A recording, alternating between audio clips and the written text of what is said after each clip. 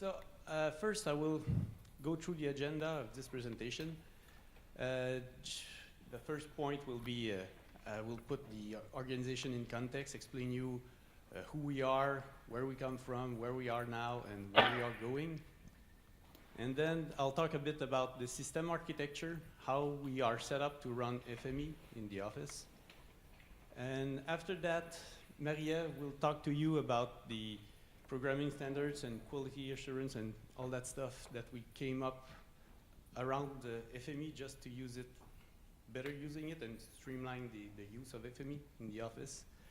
And after that, she will also talk about the validation process, which is the core of what we do at the office.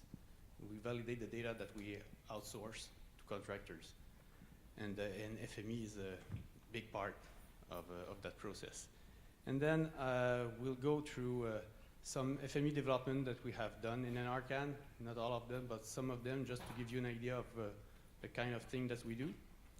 And then at the end of the last point will be the what we have done with the Safe Software, the collaboration that what's your name? That Ken just talked about. So we'll go through and I'll talk about the generalization and things like that. Some of the transformers that we have asked FME to develop, and we paid a bit of money to get it. I didn't mention that. There's nothing free. No, but they did a great job. Okay, so let's talk about the context. First, as I said, it will be split in 4 sub-items: who we are, where we do come from, where are we going, and no, where are we now? So you get the point. So who we are. Okay. NRCan, it stands for Natural Resources Canada. It's obvious. And our mission, or raison d'être, is to improve the quality of life of Canadians by creating sustainable resource advantage. It's a beautiful sentence.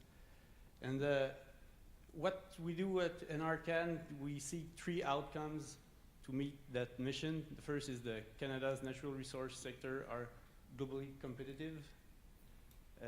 Natural resource sectors and consumers are responsible. It's too difficult. And Canadians have information to manage their lands and natural resources and are protected from related risks.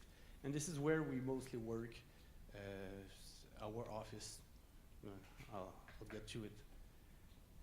It's more for that outcome. So, next slide. This is a simplified overview of the NRCan organization. Okay, NRCan is one of the departments of the federal government. And inside NRCan, you have on the, you see my mouse? No.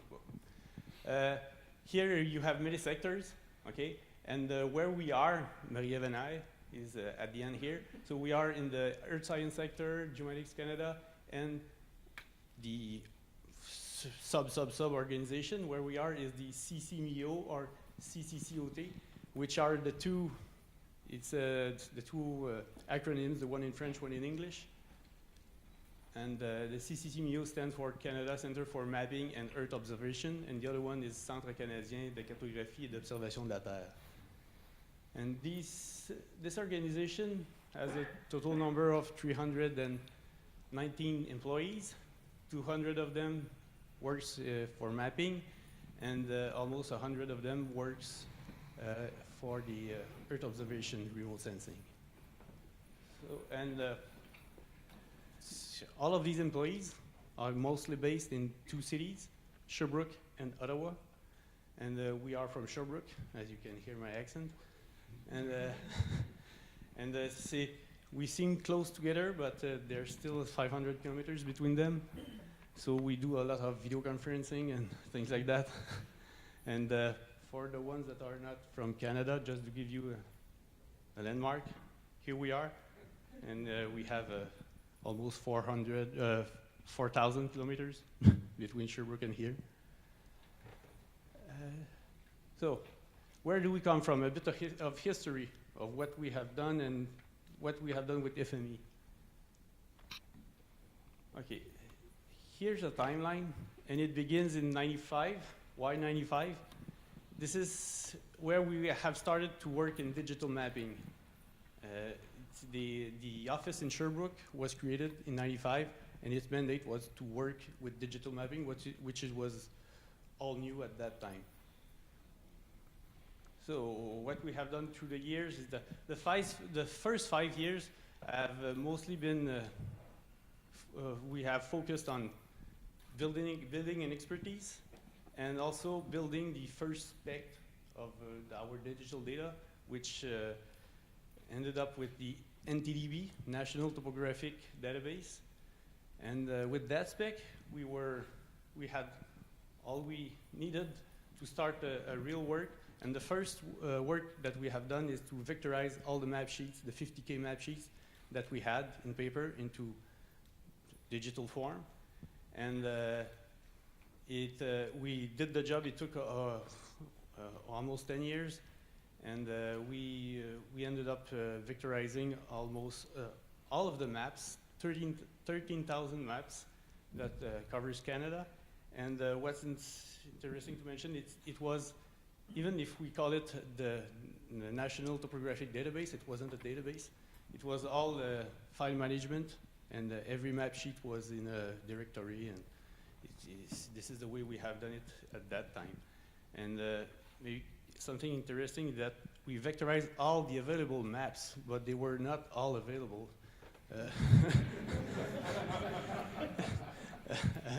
1,500 of them didn't exist at all. So we had to make it for the first time. And so 2 years ago, we have finished all of Canada. So now all of Canada is mapped. But there were map sheets in the north, and so there was not much thing to do there. But now that it's melting, that's sad. But so now we have it. We have all of the data, digital data covering Canada. What we have done after that, beginning around 2000, is to migrate this data from the file-based system to a database system. At first, we did it to Oracle Spatial, and then S3 ArcSD. We also worked at rebranding the information, the digital information that was called NTDB, and then it was called Canve, Cantopo. I'll talk about that a bit. And then we also worked with GeoBase, which is an initiative in Canada to work with the provinces and to share the cost of updating and data capture. And that's it. And we worked on that until recently. And now we are focusing on the FGP. What is the FGP? It's the Federal Geospatial Platform. And this is a new project in the federal government to put to share the infrastructure and spatial data between department inside the government of Canada. I have a slide to talk about that a bit later. So I've gone through all the history of the organization, but where does FME stand there? Oops. Oh, there's an arrow, but you don't see it. It starts here and goes up there. Okay, so FME usage, and the arrow is growing. It's cute here. So we have started around 99, 98, and as many of new customers, the only thing we were doing with FME was translation back then for distribution.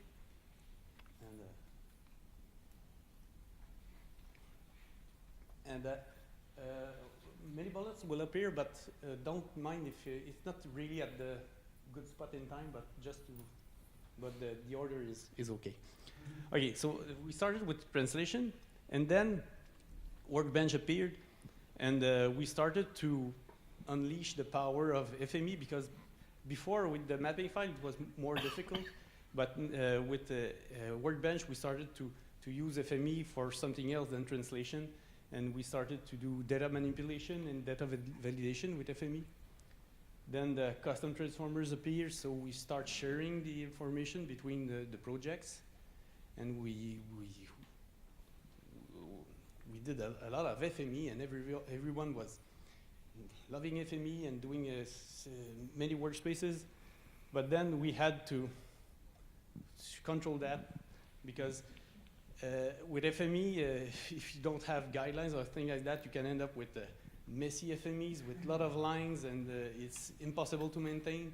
So we had to come up with programming standards and testing methodology, and Marie-Ève will talk about that later. So right now what we have is around 700 workspaces, official workspaces working in the office, because users can have some of them on their desktop, but that we have, and it's still growing. But along all these years, what's been interesting is that, again, you don't see the arrow, is that we had a great collaboration with Safe Software, and they kept improving their grid product, and also we were able to, as you will see throughout the presentation, to improve the product with them. So they were open-minded with all the maybe sometimes crazy ideas that we were trying to bring to you. And but you said yes. And so thank you for that. So that's a bit of the history of FME at the office. Okay, where are we now? Here you will have an overview of the workflow of the data in the office. So it's kind of typical workflow here for any organization working with data. We have the acquisition, management, distribution, and data access. And so you have partners that work on the data. Then we store it in the ArcSD S3, and then when we want to bring that data available for data access, we call it conditioning, because the model that we have in the distribution and the management is not the same, because the needs are not the same. So we have to do some conditioning, that we call it. And then the data is available for data access. And also the conditioning, the distribution is also available for other partners that are not working in our environment, but it's available through conditioning to put their data into the distribution, and then it's available for data access. And also, by the way, it's not the same technology, it's PostGIS for the distribution. And where do we use FME? Everywhere. It's first is data quality control that Marie-Ève will talk about. And then when we load data, when we go to conditioning, when we do the conditioning, also it's everywhere. Okay. And then until the clip, zip, and ship outside, this FME is everywhere. So I'm thinking about the presentation of Paul Ramsey. Maybe we should do something else, or we are. Okay, so this is how we use it. FME is really the main tool at the office. Also data access. Okay, what do we produce? What is available? I mentioned Canvec. Canvec is the vector product that we have. Toporama, the WMS. CDED is the gridded data elevation. And we have over 200 collection of various nature of thematic data that is available. You will see the website on the next slide. And every year we have over 8 million downloads and 3,000 email and phone of people that want something or have problem with something. So, sometimes. Where are they available? You have two main websites, GeoGratis and GeoBase, the initiative that I talked about, and WMS services. And all of this data is free. So you can download it and use it as you want. This is just the web page of how the clip, zip, and ship looks like. And it's federal government compliant. So we have a look and feel to what the word? The look and feel, the Canadian look and feel. And then so it's a typical clip, zip, and ship. You select a layer, you browse, and then you extract. So where are we going? Now I'll talk a bit about the FGP, which is another overview, but it's the same. We have the acquisition, distribution, and access, but what's different here is that this initiative is with 21 departments to work together and put all the effort of they put in geomatics to put it together, and in this way to streamline the process and to save money.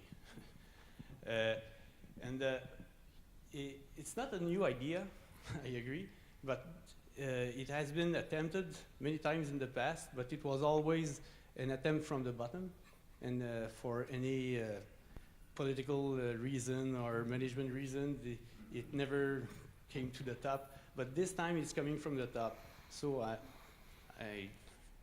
I'm confident that this time we will get it. And so for the first 3 years, we will work on disseminating data, and then we will work back, going down the acquisition and management. So, okay, a bit about system architecture, and after that, Maria will take on. Okay, how do we use FME?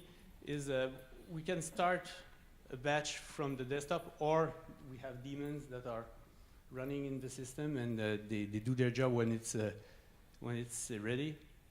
So how they interact is through an instruction file where you have different steps depending on what you have to do.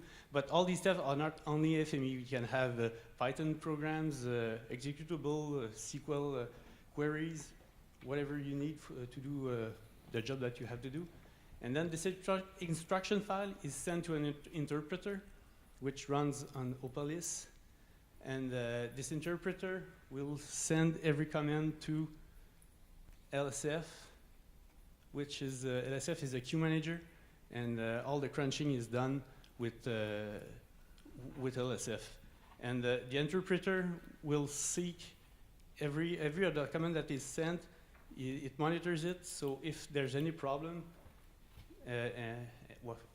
some numbers, okay. It works with databases and the file system. Okay, Oracle, Postgres, and we're running 64 bits and 32 bits. But what I was trying to say is that if there's any problem, an email will be sent to somebody that cares about the process that is running. And if it's wrong, they will get an email. If it's good, at the end, they will also get an email just to know. And we have all the format of an email, and easy to read for the user. And if the problem, we had a problem inside the batch, they can restart inside the batch just by clicking an hyperlink. So we could talk about that for the rest of the day. And so that's the overall architecture. And I know that you must have a question, why don't you use FME server? This is because all of this was done before FME server. So are we going to use FME server? Yes, but we have to move all of these things to FME server, so it won't be done overnight. So it's coming. Okay, so enough of me. Your turn. Thanks, Jean-Marc. Programming standards, quality assurance, and testing methods. So why talking about programming standards? Sometimes it seems irrelevant with FME because you just link boxes together and it will never fail or have a bad spelling error somewhere. But to understand why we need standards, I'll just talk a little bit more about our program. As Jean-Marc said, we've been programming with FME for a long time now. We have 700 workbenches or programs. I heard a lot of people having as many programs as we have. There are not small ones, it's quite huge one, and also they are old programs. I just have a graphic here, whoops, to show the last safe build that is written in our programs. The oldest I found on the system was a program that was made in the 2008 version of FME. And I know for a fact that there are some older programs there in the system, but they were just saved in a newer version, but they were made with older version of FME. So that's the kind of variability that we have on our system. Also, the programs are old. Some of them are quite huge. I've never seen a program with less than 10 transformers.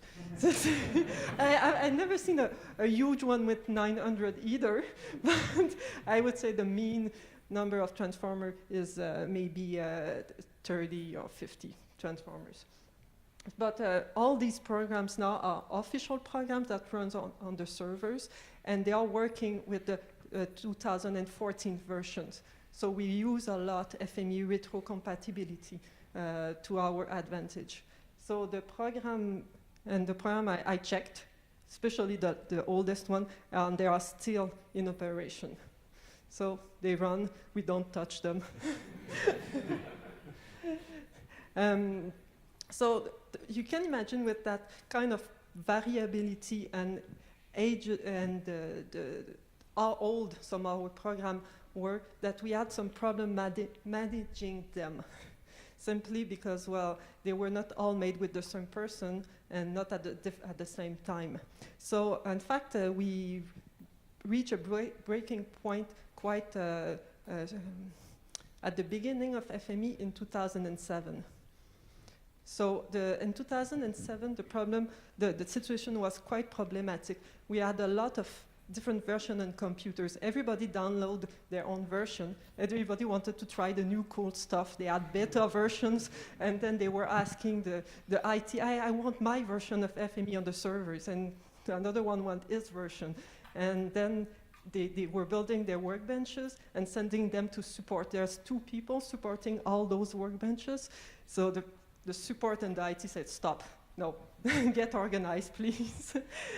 We cannot work with that. So the managing of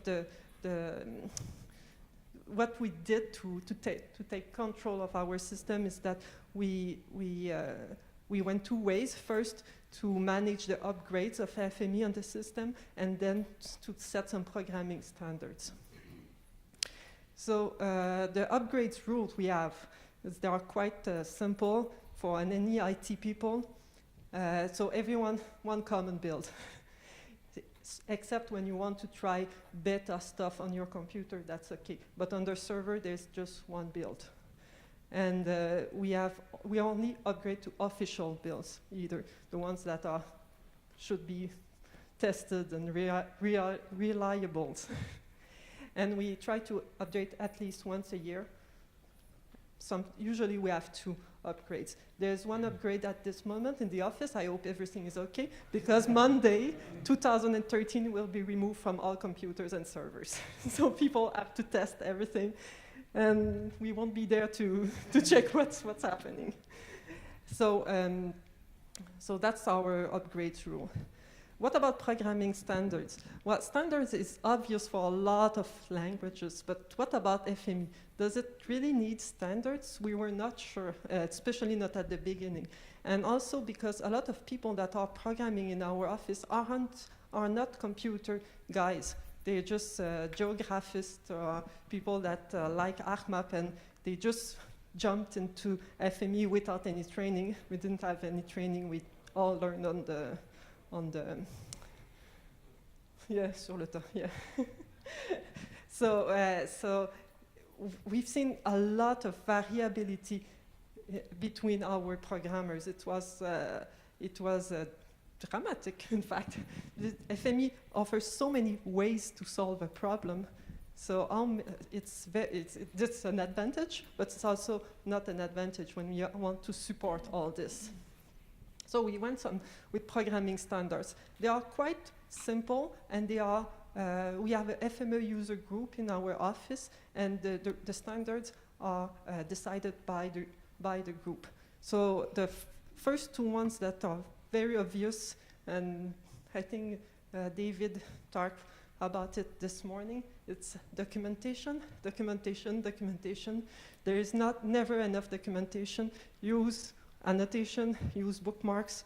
When you have to open a program that is 6 years old and wasn't built by you, you will love any annotation you'll find in the program. Because we discovered that FME workbenches are not easy to pass from one programmer to another. So documentations, some parameter naming standards, that may seem strange, but we mostly run our programs from command lines. We never open the interface, the user, they just write on a BAT file. So just harmonizing the published parameter was something that really helped us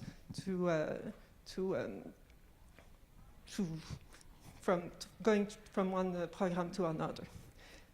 Some other standards that we have, some known bad practices. Sometimes people call them best practices, but we try to avoid bad practices.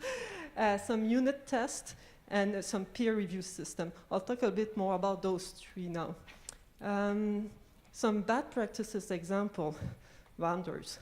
We work with the S3 format, and even if you round your coordinate with no numbers after the digit, when you store them and reread them, there's a 5 that appears somewhere at the 15 decimal somewhere, and if you want to clip the data, that can get some problem. So we review the programs, just be sure that there's rounders. Also terminators. Terminators, I was in the support team for a while, and the most first sentence we heard that was, this should not have happened, so I didn't plan for it in the program. Well, it does happen. It's like a lotto. There's, despite the odds of winning, there's always one winner. So there's always one data that will fail something somewhere. So, for example, here on the feature merger, well, I have requesters, I have supplier. Everything should go out with the merge port. But if everybody should go output to the merge port, just add the terminator on the not merge and the on reference, just in case. And to make some fun, sometimes you write nice messages in there. This error should never happen. Contact. And when it happens, because it does, so people can contact us. Because what's nice and not nice about FME is that the data when the data is lost, you never know. So if you don't have terminators, you can run with a program for years without noticing that the data is lost. I lost, personally, Lake Winnipeg once. So it disappeared in the system like that. So unit test. I think we are not the only one doing unit test. Unit tests are mandatory for every program that is to become official on our servers. So for the 700 program I talked about, we have unit tests. Well, I hope we have. So each workbench is managed in a source code control environment. We use Subversion for that. Each workbench is saved with a BAT file, sources and expected result file necessary to test it. So we double click on the BAT file and the program runs. There's a change detection with the expected result, and the screen turns red or green, saying that yes, the program's still working. We become addicted to red and green screen now. We want green ones. And so with a BAT file like this, what's nice is that you can batch process all your tests before upgrades. It wasn't planned for this, but now that just when we are about to upgrade from FME version, we send all the tests. Here's some example of fail rate. So when we migrate from 2013 SP1 to SP4, it went quite smoothly. Not a lot of program failed, but from 2013 to 2014, a lot of our program failed. That was due to the null attribute behavior. In 2014, FME introduced a finer control and differentiate from null to missing to empty attribute. And we never bothered about that. So the program failed, and it wasn't a complicated fix. We just had to add the attribute, null attribute mapper in the programs, but it was important for us to know that 10% of our program had to be changed before upgrading. So peer review is it's amazing. FME is easy to learn. You never without taking classes. There's a lot of ways to work with FME, but yeah, and then it's because it became heterogeneous. There's it's difficult to, how can I say that? You know one way and you won't change it. So peer review, it's not official. We encourage people to pair with another programmer, just exchange program. And it's not easy because people don't want to be judged on their program, but it's amazing how that allow improved share knowledge. And I consider myself as a good FME programmer, but when I look other people Workbench, oh, I didn't know you could do that. I didn't know that transformer. It's really a way of knowing stuff. Also, it allows some programming uniformity, and with that we were able to identify repetitive patterns. So, ooh. I'm talking too much. Validation processes and dependency. Here in CCMEO, we use FME for translation, manipulation, but mostly for validation feature.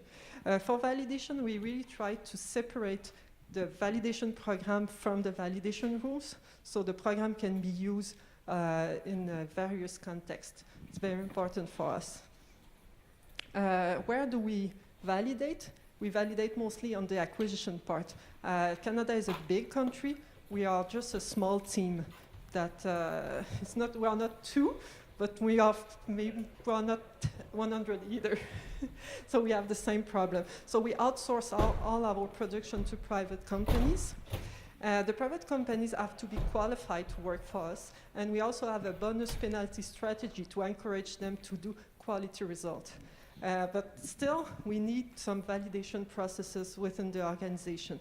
We've been doing that for years now. In fact, for the last 20 years, CCMEO was focusing on validation, way before FME was introduced in our organization.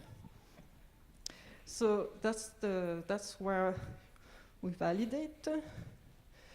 I talked a little bit sooner about the validation rules that are separated from the programs. As we try to stay close to ISO standards, so we decided to put our rules in a catalog. There's an ISO standards that deals about catalog. It's the 19110. That's the last time I say that number. So for people who know that standards, it's an XML format, the catalog, and we use the constraint tag. A constraint tag is something that you can add to any feature or attribute to determine how the data should behave. It's a free text, so we could, but in order to in order to be able to use it in a program, we use JSON in that free text tag. So we have a database. We manage the catalog in the database. We output that in the XML and the HTML format. And those XML and HTML files are also sent to our subcontractor, the private company, as contract specification, not only in our organization. Those are some catalog-based validation that we do. Spatial relation, domain attribute relation, validation, proximity, if two entities are too close to each other, it should be connected. Minimal dimension validation, specifically to deal with scale-related constraint. Segmentation, if an entity should be split or not. Data clipping near the edge. And for example, the spatial relation validation, we base the validation on eigenoffer. So here's a variation of the touch between two lines, and we mix the eigenoffer mask with cardinality and operator like not or and or, and with code, so we can express all the spatial relation we want between features. I won't show you how it's written in the XML because it's quite indigenous, not nice to see, let's say.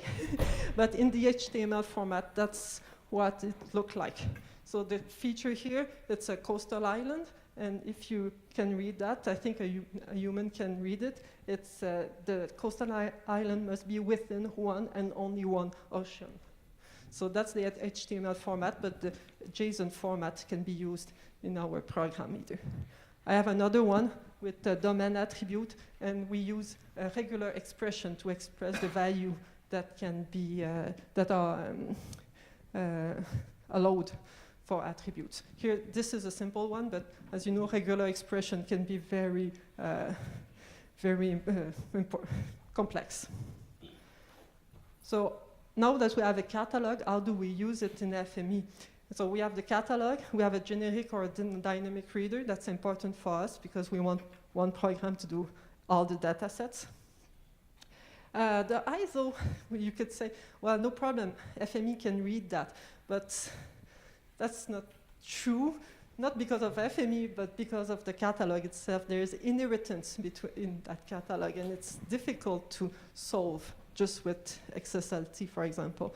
So we pre-process it with in a list-friendly format. We use FME to join the constraint on the feature that has to be validated.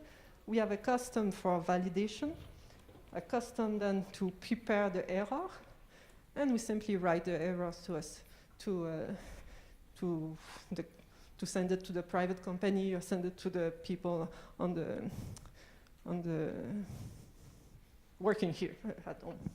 So yeah, we hope one day that we'll be able to join those with the new XML handlers in FME, but we are not sure.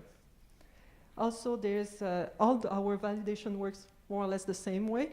We have one custom of validation for each validation we want to carry on. This is the real program, because this is this is the simplified view, but this is the real program, for example, for attribute. It's not a lot more complicated than the simplified view. What we added is some validation of the parameters. Don't see validation of the parameters here, some preparation of the error messages, and some cleaning, because we want to be able to run the program 3 to 4 times, and the error won't accumulate. So we have to clean every time. So that's an example of a real program. The real complexity is in the custom, and that's the more experienced programmers that do them, and the less experienced just can use them in their process. Okay, FME development at NRCan. I've talked about validation. We just wanted to present some cool custom transformers. Some are simple, some are more heavy, but we just wanted to share. One of the simple ones, but it's very useful, I think it's the most popular one, is a Terminator Recorder. So we store all the error in a FFS file before causing the program to fail, because sometimes, you know, the error that should never occur, they occur multiple times, and when you run the program, oh, there's an error, I correct it, I rerun it, oh, there's another error, I correct it. So it's very nice to have a Terminator Recorder. So it's, everything is in one FFS file. Terminator min-max. I know in the FME store there's something that looks like that. It's the, but our is a little bit more complex. So it's used a lot to check if at least one feature is treated, but it can also be used to check if two features are treated, a maximum of two features are treated. So it's not just the minimum number of features, it's also the maximum number of features. So you can say, I want exactly 100 features to be to run through that part of the workbench.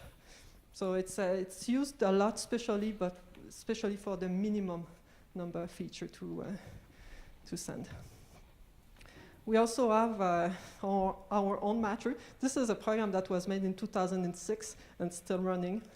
So we wanted to match lines only if the start and ending point were the same. We didn't bother about the middle vertex. We wanted to check the network, and for us it was just the start and ending points. SnapToLine, also one of the oldest one. We use, this I think was made in 2008. We had problem with the anchor snapper was collapsing geometry, and some of geometry disappeared in the anchor snapper at that time. I don't know today, I didn't check the new anchor snapper. So we built our own SnapToLine. Huh? Beware, that's how I lost Winnipeg. 50 feature went into an anchor snapper and only 49 came out because there were no rejected port by that time, just the feature just disappeared in it. So, but also it's within the tolerance. So anchor snapper was doing the thing you see in the middle, and we wanted to move only the element that are closest to the line. Schema Mapper, I think people talk about it this morning. We love Schema Mapper, but we improved it. In fact, our Schema Mapper, we are in the process of harmonizing all our data models, and the Schema Mapper, as it is in FME now, I don't speak about the 2014 version because I didn't check it, but in 2013, we can only add one condition. If the value of the attribute is that, then change it to that. We wanted to allow a variable number of conditions. If it's that or that and that, then do that. So it's we wanted variable number of conditions. We wanted to have range of value. If it's between that and that, the value is between x and y, do that. And we wanted to use operators, and also, as it's more complex, we need to check the format of the condition. So it's here an example of the condition.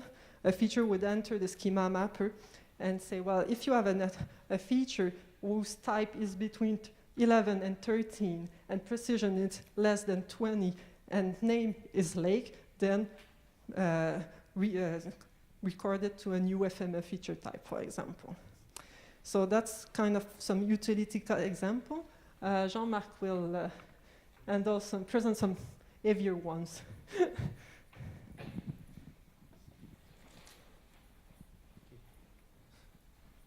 about to run out of time. Okay. We've got about 8 minutes now. Okay. So I'll talk a bit faster about these custom transformers that we have done, and they are again for validation, and this one is for minimal dimension, and you don't see it.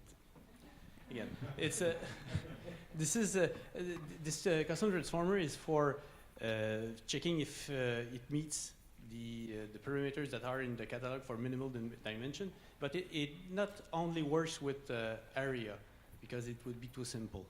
So we work with all the parameters that we check is area, width, and length, because you can have, I'll go through here, because when you check at this one, you end up with, it will create polygons where the minimal dimension is not met. And you can see that for the big one here, it was an area problem, but here is that it was too close to the other one and for a long part of the feature. So we have parameter that talks about area, width,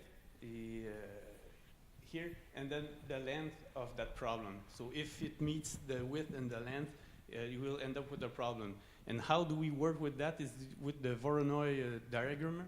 So we create you cannot really see it here, but there's Voronoi polygons, and so we take the sidelines, and if the sidelines are half the minimum length, we keep them, and then we build polygon. After that, we merge them, and then we measure through the center line that the Voronoi will create, and we can measure the length of the polygon that we have just created, and then we can analyze it and see if it's an error or not. So this is a use of the Voronoi diagrammer.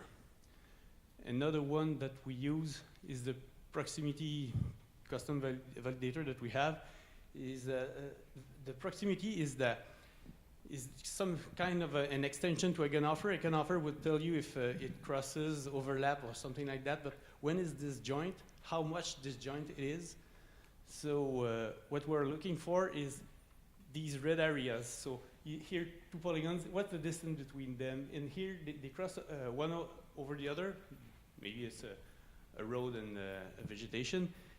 It's allowed in the catalog, but if it's too close, maybe there's a problem. And if you have a point near another element, the proximity is that distance between them. So the way we calculate it is that we find those potential problems, and then we take the two geometries, we densify it, we draw lines between them, we create polygons. It's similar to the other one.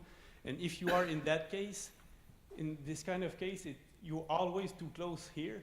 But if you keep being too close for too long, you have a problem. But if you separate them quite fast enough, you won't have a problem. And to check that, once you have that polygon, you measure the length of the polygon, and if it exceeds the specs that we have in the catalog, we will end up with an error, and the error will be sent to the user.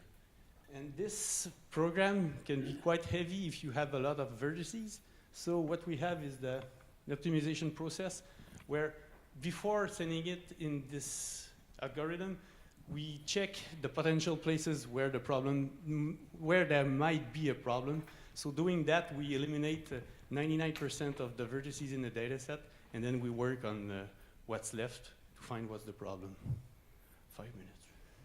Okay, so let's talk about the safe software collaboration that we had over the years. And so, what are our motivation for collaboration? First, it simplifies our workbench, but most of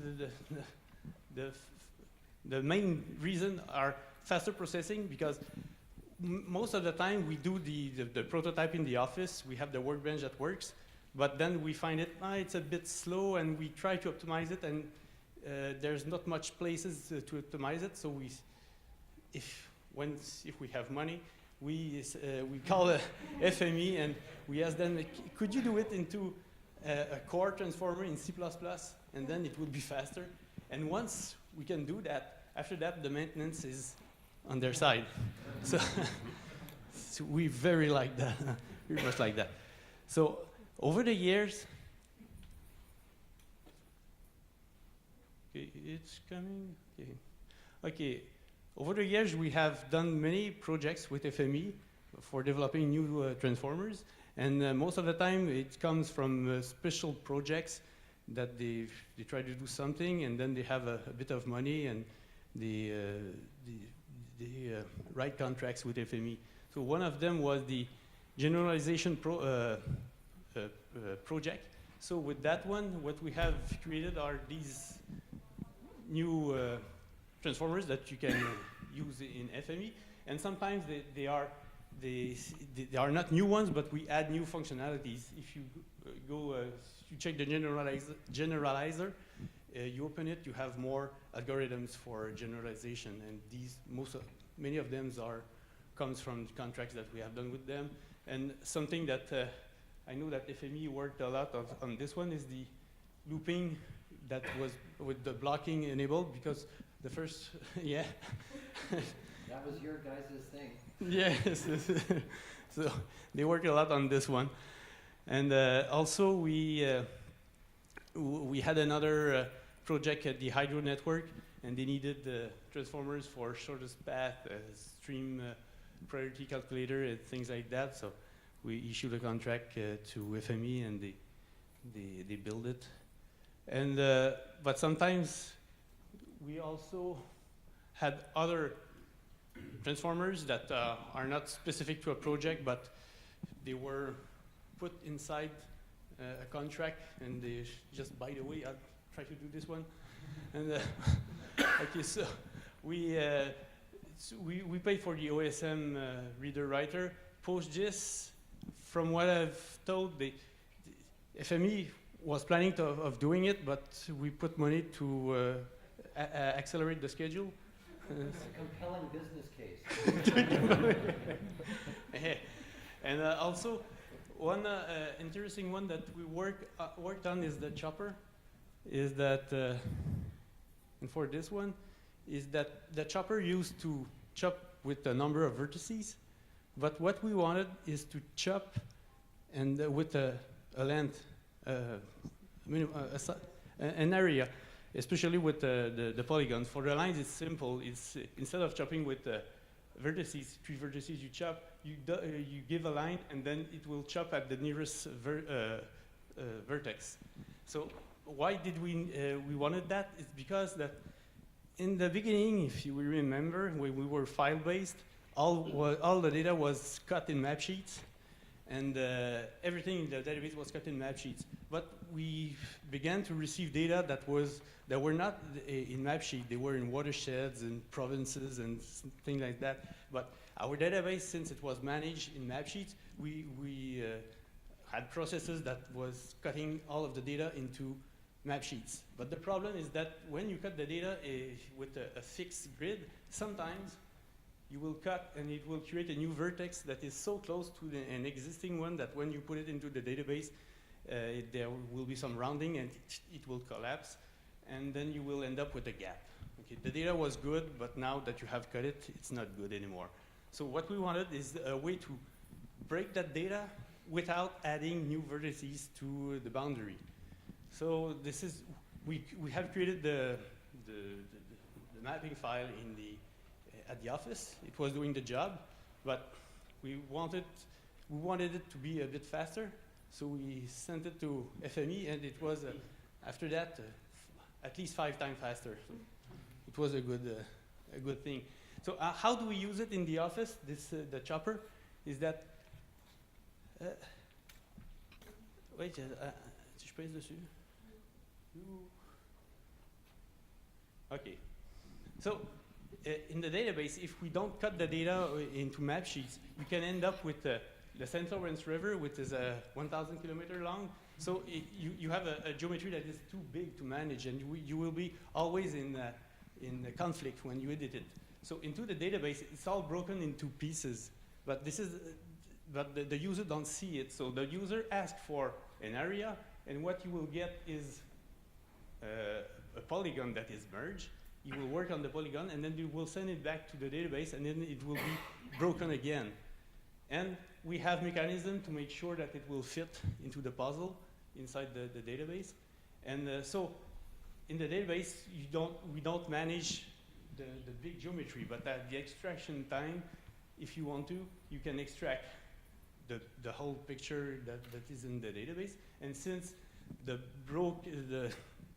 splitting of the geometry didn't add any new vertices, you can be sure that it will dissolve into one big geometry as it was before, not the kind of problem that we have with the tiling system. Or you can rebuild the polygons using the attributes that have changed, maybe metadata, and have different polygons that are smaller, but this is the way that we manage big geometries. We don't chop all of them, we don't chop buildings and things like that, but water bodies, vegetation, because if we don't pay attention, we will end up with a vegetation that is as large as Canada.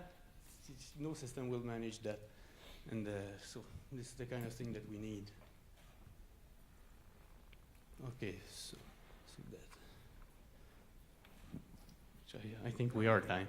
Okay. So, pretty much exactly on. okay. So thank you.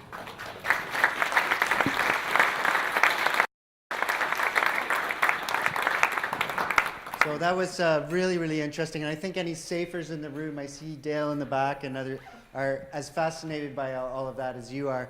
One quick comment. We talk sometimes that a lot of the SAFE demos, and Don was joking, no more than 10 transformers. So what we do at SAFE sometimes is very simple. We're trying to get concepts across. What you do, what you guys do, you're solving real problems with real volumes of data. So it's fantastic for us to see that the scale of what you're dealing with and how you're solving these problems. Really, really interesting. So thanks a lot. Any questions at the back? So I just had a quick question about the batch files that you're using for unit testing. Are those pointing to separate FME models that are then running that workspace with some sort of generic database or some sort of generic data that you're creating in there, or is the batch file itself pointing to some sort of data set?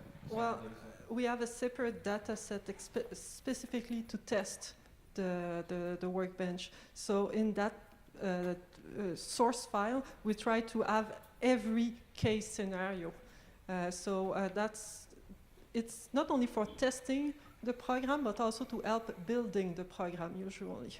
So it's very separated from the model. That's true. If the model change, if an attribute disappear, for example, this unit test won't catch it, because it will only catch when you change the behavior of the program itself. But we usually don't modify a lot the model. So for us, it was more important to see the progress of as the program was evolving. So we have the source file can be file database, shape files. We have a SDE environment just for unit test, and also Oracle environment, and we'll have a PostGIS one sooner or later. So the program will create the tables in the SDE, for example, run the program, and compare the results. Okay, so you're generating it within the bat file itself and generating so often a bat file calls a number of programs, a preparing one, the program itself, then a comparing change detector one. So usually 3. When you deal with Oracle or SDE, there's always 3 programs, 3 workbench in the bat file. One more quick one. This is actually Ty worked on some of the null stuff. So Oh! You showed some really useful custom transformers. Yeah. I was wondering if some of them are available on FME Store. The question we didn't want to hear. We asked for permission for that. We're still waiting for that. It's complicated. Sorry. And I just want to, I know you're out of time, but I just want to say that it's been great working with NRCan people. I think probably before you were born, we started with doing COGIF. I wasn't here. Yeah, COGIF was. I'm sure all of you used the COGIF format. It was only used by them, and that began a relationship where we've been really partners for many, many years.